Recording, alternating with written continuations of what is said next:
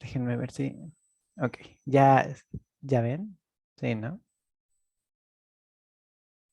Bueno, el tema que por título lleva feminismos, disidencias sexuales y construcción identitaria, porque me parece importante mencionar lo de la construcción identitaria a través de las disidencias sexuales y el feminismo, porque creo que el feminismo no solamente nos plantea una teoría o una forma de exigir justicia. El feminismo forma parte de muchas aras y tiene muchas realidades que permean una realidad para cada persona y para cada mujer que abandera y que politiza desde estos pisos políticos como lo son el feminismo. Entonces, creo que el feminismo es una corriente completamente moldeable a través de la construcción identitaria que permea justo esta construcción para una reconstrucción de lo que nos han dicho de cómo ser y existir dentro de esta sociedad totalmente patriarcal y capitalista, ¿no? Lo primero que me gustaría mencionar para introducirnos en este tema sería explicar el feminismo, porque digo, no podemos hablar de construcción identitaria si no tenemos en cuenta, eh, pues en sí, lo que es el feminismo, ¿no? Entonces el feminismo nace hace aproximadamente 300 años, quizá un poco antes, un poco después, a ciencia cierta no hay un dato exacto, pero por lo que se tiene consideración a través de escritos y diarios que dejaron las mujeres antepasadas, pues bueno, 300 años de aquí para atrás, ¿no? Las mujeres se dieron cuenta que existía una opresión sistemática por el simple hecho de ser mujeres, es decir, existían diferentes desigualdades dentro de la sociedad que no les permitía desarrollarse plenamente como lo hacían los hombres desde entonces, justificado en que ellas eran mujeres y por ende tenían otros deberes diferentes a los de los hombres. Entonces no podían superarse ni superar a los hombres. Es aquí en donde caemos, en donde el feminismo es una teoría política y un movimiento social que hasta en ese entonces buscaba una igualdad de derechos entre hombres y mujeres. Es un movimiento social, ¿por qué? Porque lo conforman muchísimas mujeres, diferentes mujeres desde diferentes épocas, desde diferentes pensamientos, y es una teoría política porque justamente este se ajusta y amolda una propuesta de cómo debería de ser una sociedad, en este caso más justa y y más respetuosa, pero, pero, en todos los momentos y en todos los lugares del mundo siempre va a haber mujeres que se organizan para para enfrentarse al poder, ¿no? Ya sea un poder político, un poder capital o un poder sistémico, como lo es la diferencia entre hombres y mujeres. Tenemos un glosario que me gustaría definir completamente porque es un vocabulario feminista que debemos de conocer para partir de aquí a las siguientes partes de de la presentación. Entender lo que es el sexismo. El sexismo es una forma de pensar en donde en donde se piensa que las personas tienen habilidades y capacidades diferentes, diferenciadas entre lo que son los hombres y lo que son las mujeres. Es decir, el sexismo es esta ideología sistémica en donde se sostiene que los hombres tienen diferentes habilidades superiores que el de las mujeres a través de diferencias hormonales, físicas, biológicas, que por supuesto está sustentada en violencia misógina, ¿no? Es decir, es esta creencia en donde el hombre es superior a las mujeres por habilidades, sugerencias y capacidades naturales, entre comillas, ¿no? El machismo es una forma de entender el mundo, es una ideología dialéctica patriarcal en donde se entiende el mundo, en donde los hombres son superiores a las mujeres. El machismo es una violencia que parte del sexismo, sin embargo, el sexismo es una violencia dirigida por los hombres y el machismo es una ideología que cabe dentro de cualquier educación, seas hombre, mujer o una persona no binaria. El patriarcado, que es algo que debemos de tener bien en consideración ya en aras de esta ponencia, El patriarcado es una organización política y social, es decir, es un sistema que ventaja a los hombres y en ese mismo sentido siempre va a poner trabas y va a desvincular a las mujeres de una sociedad. Es decir, va a hacer cualquier orden va a establecer un orden en el cual las mujeres van a estar de manera desigual en cualquier aspecto, por tanto los hombres. Entonces, el patriarcado es un sistema que, teniendo en cuenta la historicidad, lleva más del 98% de la historia humana. Es decir, alrededor del 98% de la historia humana el patriarcado ha existido y por ende la violencia contra las mujeres. El orden establecido es una organización que existe dentro de la sociedad, es algo que tomamos como la normalidad, lo que creemos que es lo justo, lo razonable, lo que ya está establecido y no se puede cambiar. Es un orden que nos va a decir siempre cómo van a ser las relaciones sociales, las relaciones económicas y las relaciones políticas. Y este orden establecido siempre va a depender del poder que haya estado establecido a través del sistema político, económico, religioso o cultural.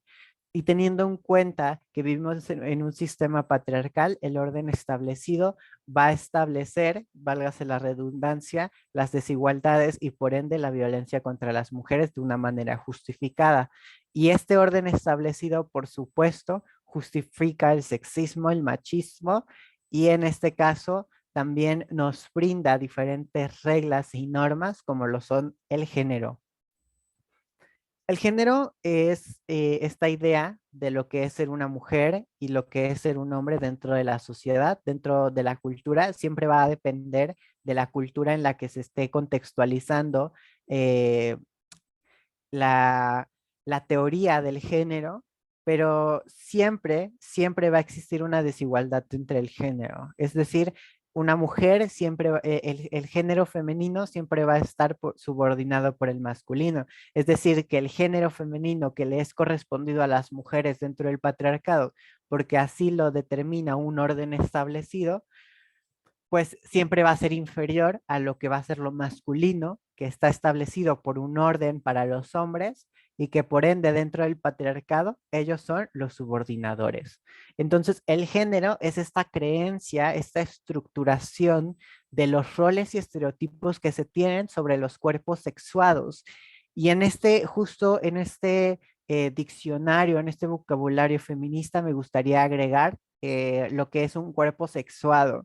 Y es que los cuerpos sexuados son justamente a través del género, se le asigna una sexualización a cada cuerpo a través de la feminidad y la masculinidad. Sin embargo, la feminización siempre va a ser más violenta y más subordinable. ¿Por qué? Porque dentro del patriarcado la feminidad es esta delicadeza, esta formación que va a depender siempre de una masculinidad. Es decir, la masculinidad siempre va a ser uno y la feminidad va a ser cero. Entonces, sin masculinidad no va a haber feminidad y por ende no va a haber subordinación. Entonces, estos cinco vocabularios van a dependerse siempre van a estar vinculados. Ninguna violencia va a estar injustificada si no existe sexismo, machismo y por ende patriarcado. Ahora, siguiendo esta narrativa, el feminismo se divide en tres olas, tiene una historia bastante larga de ya 300 años. Entonces, a lo largo de esta lucha legítima, pues ha habido diferentes etapas que son tituladas como olas del feminismo, son tres. Entonces, la primera ola se tiene en consideración que empezó en el siglo XVIII y fue la primera vez en la historia que un grupo de mujeres lucharon juntas por sus derechos. Es decir, ellas no contextualizaban ni politizaban el hecho de que existiera una igualdad como tal. Sin embargo, sí luchaban porque las mujeres tuvieran los mismos derechos que los hombres en materia jurídica y legal. Y es que esto también se deriva a dos hechos sumamente importantes en la historia que sucedieron en el siglo XVIII, que bueno, es la Revolución Industrial y la Revolución Francesa. Porque la primera va a transformar la manera de producir tanto objetos como objetos como bienes, pero también la forma de pensar y la estructuración de las sociedades en el siglo XVIII. Y en la Revolución Francesa, bueno, el pueblo empieza a rebelarse contra la aristocracia para así conseguir derechos y un estado aparentemente republicano, pero creo que en esta misma línea hay que reconocer que el pueblo armado no era el pueblo, sino los hombres del pueblo, ¿no? La Revolución Francesa, la Revolución Francesa va a pedir igualdad y libertad para todos los ciudadanos, porque es la primera vez de la historia que se reconoce que todos los ciudadanos nacen libres e iguales ante la ley. Sin embargo, esto solamente era reconocido para los hombres y no para las mujeres. La justificación estaba y recaía en que estaba escrito que era para los derechos del hombre y del ciudadano, ¿no? Entonces, teniendo en consideración esa discordancia dentro de los textos, pues al reconocer solamente a los hombres como ciudadanos, las mujeres no podían acceder a estos derechos. Entonces, no existía una verdadera igualdad dentro de un Estado que no reconocía a las mujeres como seres humanas. Entonces, eh, las mujeres empezaron a contextualizar, analizar y teorizar sobre estas desigualdades. Es decir, uno de los ejemplos era sobre el derecho a la educación y el derecho a la propiedad. Es decir, las mujeres no tenían derecho a estudiar, no tenían derecho a la propiedad y más sin embargo tampoco eran reconocidas como ciudadanas, sino que tenían ese valor a través del hombre con el que se casaban, con quien se emparentaban, era el valor que iba a tener una mujer. Y también esto desarrolla unas desigualdades de clase enormes, ¿no? Porque los apellidos y las propiedades generaban valor alto dentro de los hombres y el valor que tuviera un hombre iba a ser el valor que tuviera una mujer que estuviera a su lado. Sin embargo, ella era como el acompañamiento de ese varón, sin embargo, no era una persona, era la pareja de alguien, no era la esposa de, no tenía nombre. Entonces, a través de esta contradicción que existía sobre que se supone los humanos, los ciudadanos, nacían libres e iguales, y ellas no se sentían y no eran tratadas como iguales en tanto como los hombres, pues comenzaron a organizarse, comenzaron a tener estas reuniones en donde se empezó a politizar y analizar la desigualdad a través de los textos y las leyes y los derechos humanos. En la segunda ola del feminismo comienza a principios del siglo XIX más o menos, y nace de la lucha de la primera ola, ¿no? La teorización a la lucha en las calles. Las feministas de la segunda ola empiezan a tener varios objetivos, ya no nada más en materia legal, sino que empieza aquí el derecho al voto, y como tal no eran feministas, no se reconocían, ya estaba escrito como la lucha feminista, sino el movimiento sufragista, que eran mujeres que luchaban por poder, por el derecho al sufragio, ¿no? Es decir, el derecho al voto. Las obreras fueron quienes iniciaron esta lucha sufragista debido a que, pues, a través de la revolución industrial, la manera de producir, de ser y de funcionar dentro de la sociedad había cambiado. Ahora el proyecto universal de expansión ya estaba en la mayoría, en la mayor parte del mundo. Wow, este proyecto de universalización se llama capitalismo. Entonces, las fábricas comienzan a necesitar una mano de obra más barata, una mano de obra que fuera más eficiente y al mismo tiempo más barata. Y como las mujeres en ese entonces no eran reconocidas como ciudadanas, se les podía dar esa oportunidad de trabajar como mano de obra, por supuesto, más barata y por más horas de trabajo. Es decir, para el capitalismo esto se suponía más trabajo, más mercancía, más capital y por supuesto menos pérdida dentro de las empresas, ¿no? Y así fueron las mujeres, las obreras, las que trabajaban dentro de esas fábricas, las que empezaron a politizar dentro de este pensamiento y el derecho al sufragio. Y también esto estaba justificado porque los grandes filósofos creaban teorías para demostrar que las mujeres no tenían ni debían participar en la vida política y social. ¿Por qué? Porque en ese entonces también, después de la revolución industrial, nace la psicología como el humanismo, el psicoanálisis y el positivismo, en donde se suponía que las mujeres eran un sujeto de estudio, que éramos esa infrahumanidad que tenía que ser estudiada porque no se consideraba lo mismo un hombre a una mujer a través de las emociones y los sentimientos. Las mujeres eran estos sujetos, estos no hombres, histéricas, que necesitaban ser tratadas, que necesitaban ser educadas y amaestradas por un hombre, pero que se iban a quedar en eso, ¿no? En esa infrahumanidad, en ese no hombre. Y así eran tratadas dentro de esas teorías filosóficas y psicológicas. Las no hombres, las mujeres, las infrahumanas, que tenían que ser tratadas y ser observadas por los hombres, pero solamente ahí se quedaban, no tenían acceso a sus derechos humanos y al reconocimiento de ser tal como seres humanas, ¿no?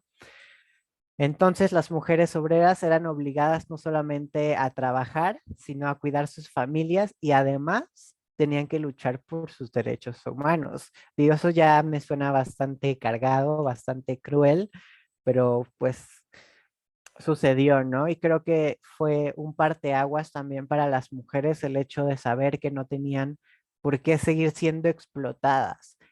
Justo en la segunda ola del feminismo nacen estas posturas políticas dentro de las mujeres en donde se empieza a contextualizar la opresión sistémica contra las mujeres basada en el sexo y en el hecho de que las mujeres eran vistas como máquinas de trabajo, máquinas productoras y reproductoras. Es decir, ellas tenían que ser la mano gratuita del capitalismo, pero también del patriarcado, porque así eran subordinadas dos veces, por el capital y por el varón en casa. Las mujeres, a través de esa misma violencia y obviamente el agotamiento y la desilusión de vivir en una sociedad desigual, comenzaron a darse cuenta que no eran ni obedientes ni pasivas y comenzaron a luchar para demostrar que esos filósofos y teóricos se equivocaban. Ya la tercera hora, la tercera hora, la tercera ola es más vinculable a la actualidad. Justo hay personas que llaman a la tercera ola a partir de 1900, finales de 1900 y principios de los 2000, pero también hay otras personas que recorren la tercera ola años atrás y la cuarta ola es la que llaman la ola de la actualidad y modernidad. Sin embargo, aquí somos fieles creedoras de que solamente existen tres olas, porque no ha existido una forma de conceptualización y modernización de la tercera ola para pasar a una cuarta ola. Entonces, la tercera ola también es justamente difícil precisar una fecha exacta, pero siempre va a haber un resurgimiento del activismo por los derechos de las mujeres, ¿no? Siempre va a existir este resurgimiento y esta actualización de los movimientos feministas. Ya en la tercera ola en la tercera ola se empieza a conceptualizar el feminismo como teoría y como lucha social. Se empiezan a reconocer los movimientos y las luchas por los derechos de las mujeres dentro de estos títulos y justamente las activistas por los derechos de las mujeres empiezan a anhelar ese proceso de lucha que abordan las luchas actuales y este reconocimiento justamente de las diferentes voces dentro de las mujeres y las luchas de estos mismos derechos. Entonces, dentro de esta tercera ola existe un rompimiento de lo que es un feminismo hegemónico, un feminismo europeo, un feminismo burgués, un feminismo blanco. ¿Por qué? Porque ya en la tercera ola las mujeres empiezan a alzar la voz, pero no solamente las burguesas, no solamente las mujeres blancas, sino que empiezan a existir este recreamiento de diferentes ramificaciones del feminismo, ¿no? Donde ahora ya existen diferentes desafíos que empiezan a enfrentar las mujeres en razón de género, clase, raza y orientación sexual. La literatura de la tercera ola es como de lo que solemos leer muchísimo más, porque es lo más actualizado, porque es lo más interseccional, y a esto quiero añadir que justo en la tercera ola nace la teoría y el concepto de interseccionalidad. Fue en 1989, que es justo cuando inicia más o menos la línea del tiempo del afrofeminismo, que justo en 1989 fue la abogada Kimberly Crenshaw quien desarrolló esta teoría de la interseccionalidad, no solamente para mostrar las diversas identidades de mujer, sino porque ella era una mujer negra y ella no se sentía incluida en la teoría feminista blanca que suponía que solo las mujeres eran aquellas que se relacionaban con los hombres y que funcionaban a través de la hegemoneidad europea. Es decir, hasta ese entonces, en la teoría feminista, una mujer también era aquella que era blanca, que era hegemónica y que por supuesto era europea o estadounidense, ¿no?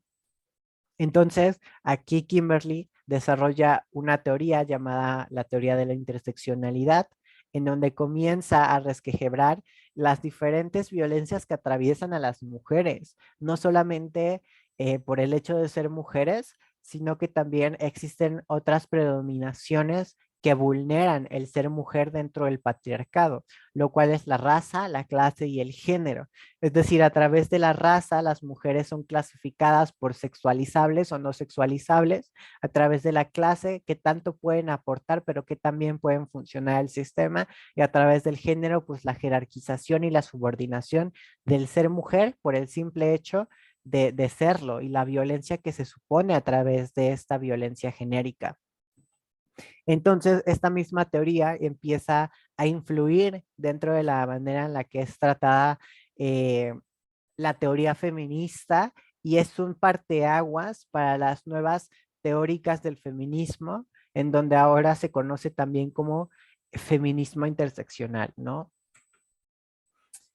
Ya en 1990 hay dos académicas que funcionan como revolucionarias dentro de la idea de la interseccionalidad, dentro de sus trabajos y ensayos, que bueno, el primero son Gender Trouble, Feminism and the Subversion of Identity, que es el género en disputa, y que bueno, que lo escribió Judith Butler, que también es conocida como la madre del feminismo queer. ¿Por qué? Porque ella supone una realidad en la que no solamente el género es una construcción social por la cual se violenta a las mujeres, sino que a través de la historia el sexo también ha sido una construcción social por la cual se ha subordinado a las mujeres a través de las creencias biologicistas, en donde el sexo es modificado y es historizado para que los hombres tengan poder sobre este, y así las mujeres a través del sexo, teniendo en cuenta no sexo como relaciones sexuales, sino el sexo como materia física, biológica, pues a través de este sexo las mujeres asumen roles establecidos, no solamente a través del género, sino también establecido en sus genitales.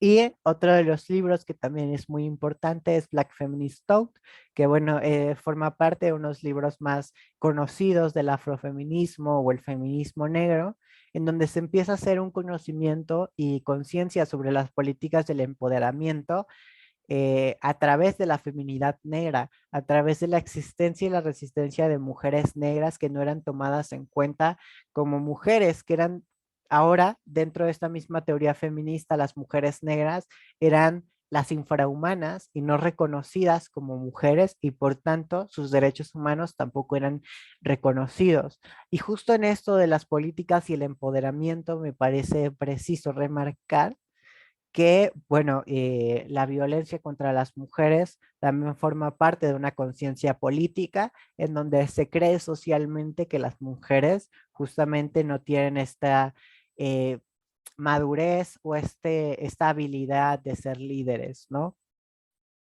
Entonces, todos estos dos libros me parecen sumamente importantes para abordar una teoría feminista a partir de este diferente estudio de las identidades sociales y las políticas de las mujeres. Y en esta misma línea, a principios de los 90, nace el transfeminismo y el lesbofeminismo. Nacen de la mano porque en esos años el feminismo determinaba que solamente había una forma de ser mujer y era aquella mujer que nacía con unos genitales predeterminados y era aquella mujer que se relacionaba con un sujeto predeterminado. Es decir, la sujeta que era determinada como mujer eran las mujeres nacidas con vulva y aquellas que se relacionaban afectiva y sexoafectivamente con hombres. Y cuando se empieza a teorizar en los 90 el transfeminismo y el lesbofeminismo, vienen a ponerle un alto a esos prejuicios que se construían aún desde el feminismo para con las cuerpos de las mujeres. Es decir, el lesbofeminismo viene a ser un parteaguas dentro de la teoría, diciendo que las relaciones sexoafectivas que las mujeres compartían con los hombres era el motivo de su subordinación, pues mujer para hombre estaba escrito dentro del patriarcado y aquellas mujeres que se relacionaban con otras mujeres eran las libertades de ellas mismas funcionando fuera de lo esperado para ellas dentro del patriarcado. Sin embargo, el transfeminismo viene a aportarnos que el feminismo no solamente puede ser para aquellas mujeres que nacen con vulva, pues existe una violencia más allá a través del género que le impone romper todos aquellos estereotipos que violentan a cualquier persona que asume un rol no masculino o un rol que sale de lo que se tiene pensado de lo que es ser un varón dentro del patriarcado. Entonces, aquí se hace un poco más largo el abanico de la interseccionalidad porque empezamos a tomar en cuenta otras realidades de mujeres que históricamente fueron asesinadas, violentadas y silenciadas por el simple hecho de ser, de existir y de amar. Y aquí caemos en...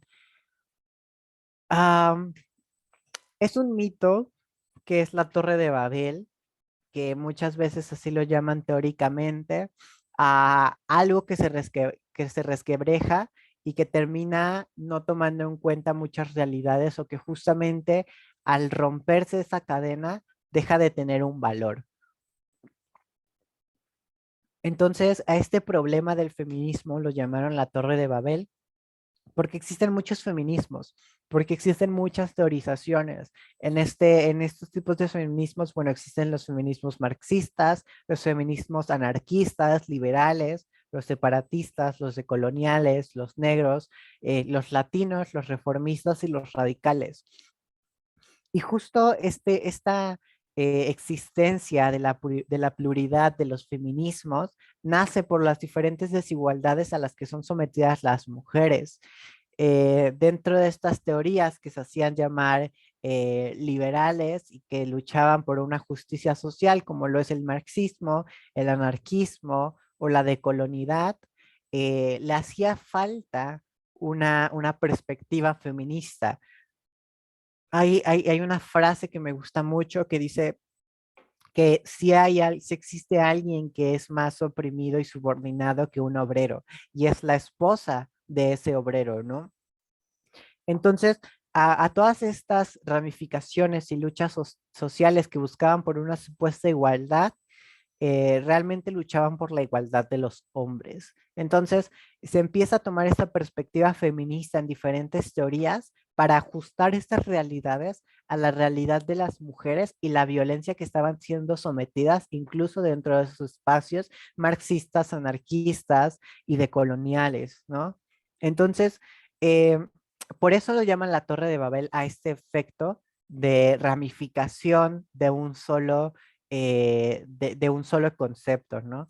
Era conocido como feminismo y ahora son feminismos o ramas del feminismo, porque existen diferentes formas de erradicar la violencia contra las mujeres con herramientas distintas a las que nos ofrecía el feminismo de la primera y la segunda ola. Entonces, estos feminismos tienen una teorización para erradicar la violencia de las mujeres desde diferentes puntos de vista y desde diferentes existencias y realidades de las mujeres. Es decir, el feminismo marxista va en la lucha de las clases, las anarquistas en la lucha del Estado y la estructuración del poder de los varones a través de estas herramientas que les brinda el Estado y el patriarcado, la colonización y la violencia contra las mujeres y la explotación de estas a través de estos discursos coloniales. Y bueno, un sinfín de formas de erradicar la violencia desde estas teorías que son sumamente eh, nutritivas para quien pueda y guste leerlas. La verdad creo que todas son sumamente específicas. Incluso dentro de este efecto de la Torre de Babel, pierde sentido cuando también el feminismo empieza a politizar por instancias y realidades que ya no son de las propias mujeres, sino que sobrepasan la especie humana y empieza una lucha por diferentes especies, ¿no? Que es el feminismo antiespecista. Justo esta recepción y apropiación y transformación de los feminismos obedecen un hecho en el que no existen experiencias homogéneas. Ya no hay un feminismo, sino feminismos, porque no existe un tipo de mujer. Existen tipos de mujeres que viven diferentes realidades a través de cómo las lee el patriarcado, ¿no? De qué tan sujetas son a la circunstancia en la que son leídas por los hombres y qué tan funcionales son para el sistema. Es decir, eh, siempre va a existir una desigualdad tratada entre mujeres por qué tan sexualizable y hegemónica seas, o qué tan blanca o qué tan apegada seas a estereotipos patriarcales eurocentristas, ¿no?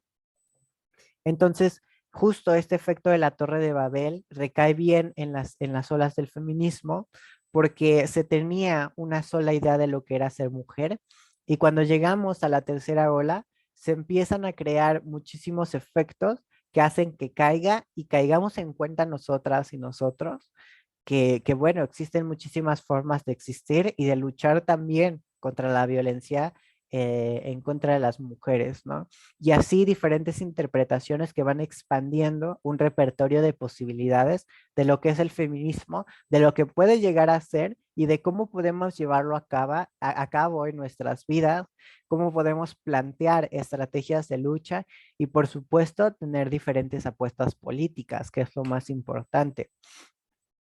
De hecho, creo que es importante también tener en conciencia la historicidad del feminismo, porque teniendo en cuenta que se han reconocido, aunque sea lentamente, las diferentes corrientes, hay que tener en cuenta que sí hay un éxito y que a pesar de que entendemos que el feminismo es una lucha legítima, que es una lucha por los derechos de las mujeres, tenemos que reconocer que no era para todas las mujeres.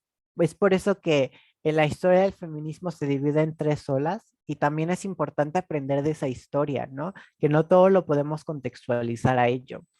Entonces, el surgimiento del transfeminismo también a través de esas narrativas vino a complicar un poco más el escenario, ¿no?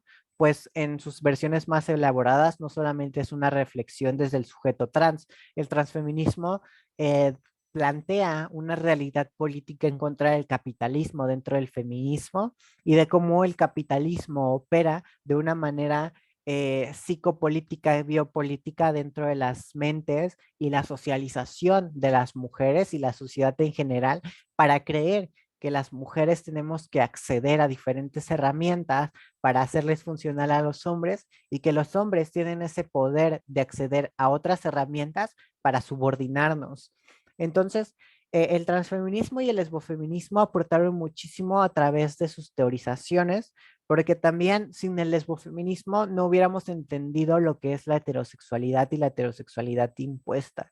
Y a esto quiero regresar a la segunda ola, en el que se suponía que las mujeres eran aquellas que se relacionaban con hombres. Entonces las mujeres lesbianas no eran consideradas mujeres, sino eran consideradas aberraciones, infrahumanas, bestias, incluso se jugaba, estaba en juego su vida, ¿no? Por el simple hecho de no amar a los hombres. Y es que esta misma historia del patriarcado se ha construido en la línea de que para subordinar a las mujeres te tienes que relacionar con ellas y en esa misma línea hacerlas creer que nos tenemos que relacionar con ellos para estar completas, para ser funcionales dentro del sistema, porque justo es esta misma heterosexualidad la que subordina a las mujeres para crear más personas a través de la explotación reproductiva que les sea funcional al capitalismo. Y a través de ese mismo capitalismo interiorizado de manera biopolítica y psicopolítica, creemos que las mujeres tienen diferentes roles y los hombres tienen otros. Entonces, sin la fractura del feminismo como un movimiento hegemónico, no habría diferentes realidades y no habría diferentes voces y pluralidad dentro de este movimiento social. Y esto influye mucho en el desarrollo identitario, así como se los conté al principio, porque a través de mitos y prejuicios que desarrollamos dentro de estas herramientas patriarcales, las mujeres solemos introyectar muchísimas cosas. El hecho de que nos estén diciendo todo el tiempo que las mujeres tenemos eh, que ser frágiles, tenemos que ser todo el tiempo bonitas, lindas, tenemos que ser respetuosas para con los hombres, con los mayores, que tenemos que adaptarnos a lo que ellos nos piden para poder relacionarnos con ellos introyecta un desarrollo identitario bastante complejo, en el que las mujeres comenzamos a creer que esto es parte de nuestra vida, ¿no? Incluso esos complejos que los hombres nos introyectan, creemos que son propios y comenzamos a odiar nuestras propias cuerpos porque creemos que estamos en una época incorrecta, en una cuerpa incorrecta, o que quizá en algún punto a través de cirugías, a través de maquillaje y de otras herramientas que nos brinda el capitalismo también, pues podemos ser nosotras mismas, ignorando que nosotras siempre hemos sido pues nosotras mismas y no significa que odiemos nuestro cuerpo, sino que nos han hecho creer que odiar nuestra cuerpo está bien y que es lo más sano estar en guerra con ellas, que tenemos que someternos a jornadas larguísimas de ejercicio para ser bonitas, para ser sexualizables, para ser el objeto de compra y venta de los hombres, ¿no? Incluso llegar a creer que muchas de estas actividades las hacemos por gusto, cuando en realidad le sufrimos, ¿no? A través de estos discursos también de la belleza cuesta, ¿no? ¿Qué tan cierto es que la belleza cuesta cuando las únicas que tienen que ponerse bellas son las mujeres y a las únicas que les duele es a las mujeres? Porque los hombres están como observadores en esta guerra que nos han hecho creer que es de mujeres contra mujeres. Incluso bajo este, se me ocurre este discurso que muchas veces los hombres dicen, que el peor enemigo de una mujer es otra mujer, ¿no? Que tenemos que estar siempre en guerra, que tenemos que idealizar que los hombres son nuestros salvadores, incluso desde estos princesismos en donde el príncipe azul siempre transgrede nuestra autonomía, nuestras decisiones, nuestro espacio personal para salvarnos y creemos que eso es lo correcto, que los hombres pueden meterse y que nuestra cuerpa es su hogar y que él recorre así como Juan por su casa toda nuestra cuerpa, juzgando y consumiendo. Pero la realidad es otra y el feminismo y la nueva ola del feminismo nos ha hecho replantearnos esa realidad, ¿no? ¿Qué tan real es la violencia a la que somos sometidas las mujeres o qué tan real es que los hombres son portadores de esa violencia. Entonces, creo que reconocer también esta historia de fractura de las luchas feministas nos da el poder de reconocer la pluralidad de las identidades de mujeres que existimos y de la forma en la que podemos socializar nosotras, ¿no? Esta es la reflexión que les puedo dar el día de hoy.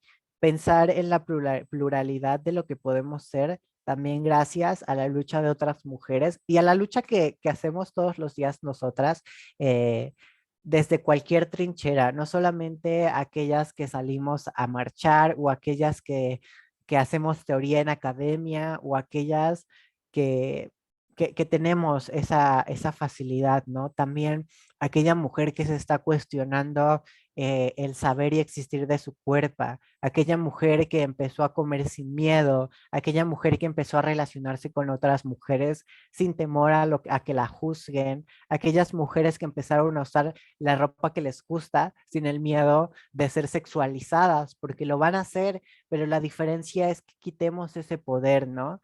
Es ese poder de la sexualización que le brindamos a los hombres, quitárselo y tomarlo nosotras. Entonces, esas pequeñas luchas hacen al feminismo también. Y no es necesario tener en consideración toda esta historia del feminismo para ahora reconocer lo que estamos haciendo por nosotras mismas, ¿no? Desde el momento en el que nos reconocemos como seres humanas, ya es un momento de luchar por el feminismo y de saberte feminista, ¿no? Si bien ser feminista no es sinónimo de mujer, creo que tampoco son polos opuestos.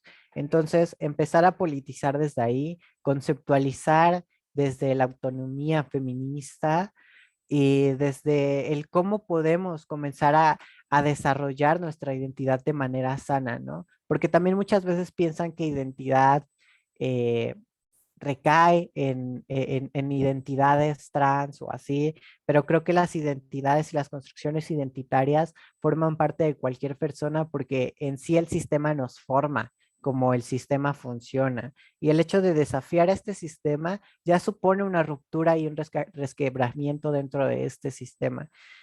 Entonces, pues sí, reconocer esa pluralidad y reconocernos a nosotras como como algo diverso, ¿no? Que existen mujeres que pueden amar mujeres y que existen mujeres que pueden amar a hombres y mujeres y que pueden existir mujeres trans y que estas tampoco son opuestas y que tampoco son polos opuestos o antónimos, sino que somos mujeres, ¿no?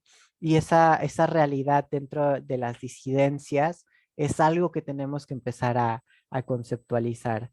Ahora, en cuanto a los feminismos disidentes, justo como lo es el transfeminismo o el lesbofeminismo o el feminismo queer, creo que hay mucho de dónde leer, mucho de dónde sacar y mucho que comprender de esto, ¿no? Porque justo estos feminismos rompen con un feminismo que, ah, que lo llaman, el lesbofeminismo lo llama feminismo heterosexual porque no reconoce estas realidades, ¿no? Incluso se comienza a politizar el heteropatriarcado o la violencia heterosexual dentro del patriarcado, que es la que me gusta más, porque la heterosexualidad no es un sistema, es un régimen. Entonces, llamar la violencia por lo que significa comienza a erradicarla, ¿no? Entonces también tener en cuenta que no toda la violencia parte desde una realidad autónoma como lo es la de las mujeres, sino que es una realidad eh, diversa desde la raza, el género, la orientación sexual, la identidad y la forma en el cómo accionas y cómo cómo vives también la feminidad y la masculinidad, ¿no? Entonces, pues sí, creo que educar con feminismo es la construcción identitaria más sana. Justo hay algo que siempre me gusta decir y es que sin feminismo no hay una educación no sexista o incluyente realmente. Si queremos que algo sea una construcción sana, construyamos desde aquí, desde la igualdad, la no discriminación, tener un posicionamiento en contra de la violencia contra las mujeres y plantearnos bien y plantearle al sistema en sí que las mujeres pues ya no son sujetas de estudio, sino que ellas son ahora las que estudian y las que manejan estas teorías. Y creo que eso es lo importante, creo que es lo más bonito que podemos hacer por nosotras, quitarle el protagonismo a los hombres y tomar pues el centro de nuestras propias narrativas a nosotras, ¿no? Ahora, yo les traje un cuento que me gusta mucho, que tiene que ver mucho con la construcción identitaria, el respeto. Entonces, pues bueno, yo les presento a Roja, pues ella era de color rojo realmente, aunque pues no se le daba muy bien, no se le daba muy bien definitivamente. Ah, decía su madre Oliva, por qué me pasa esto a mí? Su maestra, Escarlata, le decía, ella pensaba que quizá Rojo necesitaba practicar más. Le dijo, yo dibujaré una fresa de color rojo y luego tú también dibujas una. Ya verás cómo puedes. Y Rojo comenzó a dibujar. ¿Así está bien? Dijo. Oh, otra vez. Prueba, prueba de nuevo. Su madre, de hecho, pensaba que necesitaba mezclarse con otros colores. ¿Por qué no salen y dibujan una naranja bien bonita entre las dos? Dijo Oliva. Amarillo gritó, una muy grande. Y Rojo, feliz exclamó, y muy, muy naranja. Pero lo que hicieron era más bien verde, ¿no? ¡Guau! Dijo Amarillo. Sus abuelos pensaban que quizá le hacía falta un poquito de calor. Plata, su abuela le dijo, ponte esta bufanda roja para los autorretratos que hacen en clase. Es muy calientita. Gris le comentó, qué bonita, te quedará que ni pintada. Pero definitivamente no le quedó tan bien. Dorado, azul agua, púrpura, verde, naranja, rojo. Dios mío, dijo Gris. Rojo andaba en boca de todos. Ámbar decía por un lado, a veces me pregunto si de verdad es de color rojo. Avellana, por otro lado, no digas tonterías. En la etiqueta pone que es de color rojo. Chocolate, llegó así de fábrica, de seguro. Uva dijo, lo suyo es simplemente la vagancia. Kaki dijo, cierto, lo que le falta es verdadera disciplina. Gris Acero, por otro lado, decía, y poner más de su parte, porque yo no le veo echándole ganas. Sol, por otro lado, decía, denle tiempo, ya pasará. Verde Mar, claro que sí, pero pese a todas esas críticas, no le salía una rana verde, una vaca café, una oveja negra, una hormiga azul. Todos los materiales de manualidades queríamos ayudarla. El celo pensaba que quizás había roto algo en su interior. La empezó a enrollar por todo el cuerpo. Así te sentirás más segura. Las tijeras pensaban que la etiqueta quizá le apretaba demasiado. Un pequeño corte bastará y listo. Yo, sí, yo pensaba que le faltaba punta. Estate quieto un momento, por favor. Pero pese a nuestra ayuda, y a todos nuestros esfuerzos, azul, azul, azul, azul, azul, no había manera de que aprendiera. Y eso le salía mal. Un día hizo una nueva amiga. Vaya, ¿me dibujas un océano azul para mi barco? Le dijo ella muy contenta. Pero Rojo le dijo, no puedo, yo soy de color rojo. ¿Por qué no pruebas? La interrumpió Vaya. Y eso hizo. Gracias, es perfecto, dijo Valle emocionada. Y no se detuvo ahí. Unas campanillas azules, un pájaro azul, una ballena azul, unos jeans azul. Ella era azul y una vez más andaba en boca de todos. Oliva, mi hija es genial. Ámbar, por otro lado, decía, ¿quién iba a saber que era azul, no? Chocolate, eso estaba clarísimo. Yo todo el tiempo lo pensé. Verde en algún punto dijo, su obra me alegra la vida. Vaya, por otro lado, decía, me fascinó su océano azul. Marrón, me encantan sus fresas azules. Amarillo, voy a pintar con ella una lagartija verde, una enorme. Verde manzana, es tan intensa. Gris, dicen que ahora trabaja en un proyecto de altura. Y escarlata, pronto tocará el cielo con las manos. Y sí, en efecto, así fue. Y pues esta es la historia de Rojo, una historia de una cera de colores. Es una historia creada por Michael Hall, ilustrada por él mismo, que a mí me gusta muchísimo contar siempre en mis ponencias sobre estos temas, porque creo que es una bella introducción y una forma de concluir una historia tan bonita como es el desarrollo identitario, ¿no? El cómo justo asumimos mucho de una persona que queremos introyectarle todo lo que nosotros y nosotras necesitamos en esa persona, sin importar qué es lo que piensa, lo que siente y qué tanto les duele cumplir esos estereotipos, ¿no?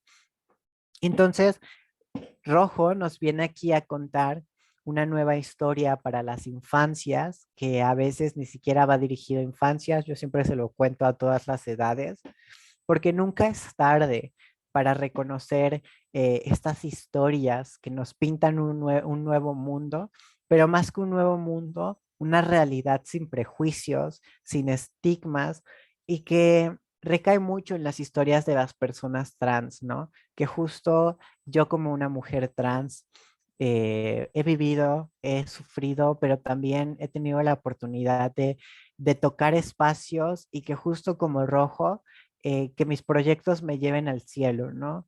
Entonces, que las niñas y los niños tengan ese acercamiento y que nosotras como adolescencias, como adultas, como adultos, como adultes, podamos llevar estas historias al proceso de construir una sociedad menos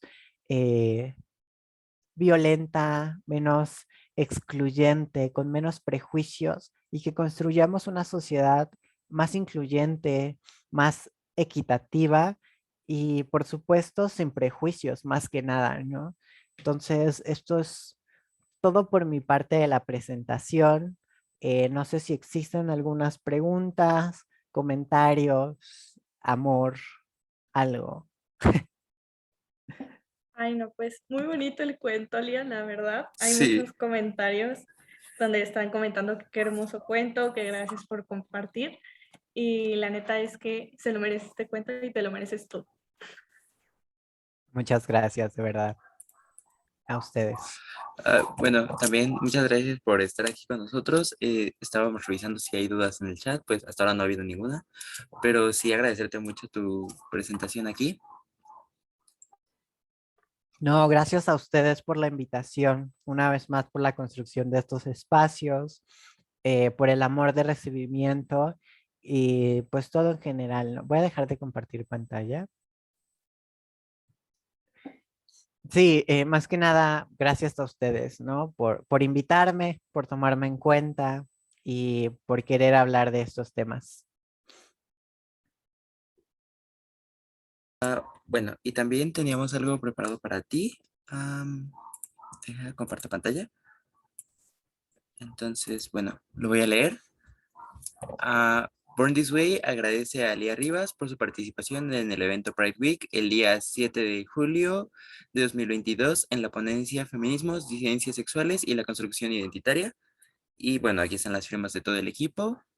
Entonces, te lo hacemos llegar en un rato.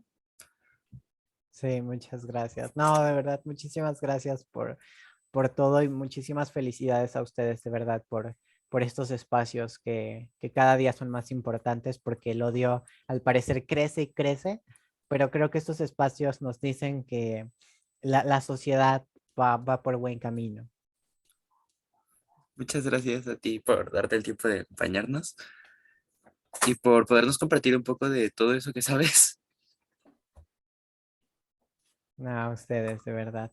Eh, pues esperamos si hay comentarios y si no, pues ya ustedes dirán. Pues parece ser que no hubo comentarios. Perfecto. Entonces, pues ya sería hasta aquí.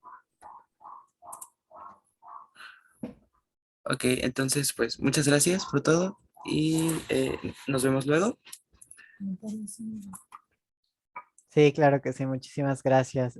Pues sí, seguimos en contacto y cualquier cosa ya saben que aquí estamos para lo que se necesite y en lo que se pueda apoyar. Muchas gracias, igual aquí estamos. Muchas Muchas gracias. gracias. Excelente día a todas, todos y todes. Gracias, igual. Gracias. Bye. Bye. Bye.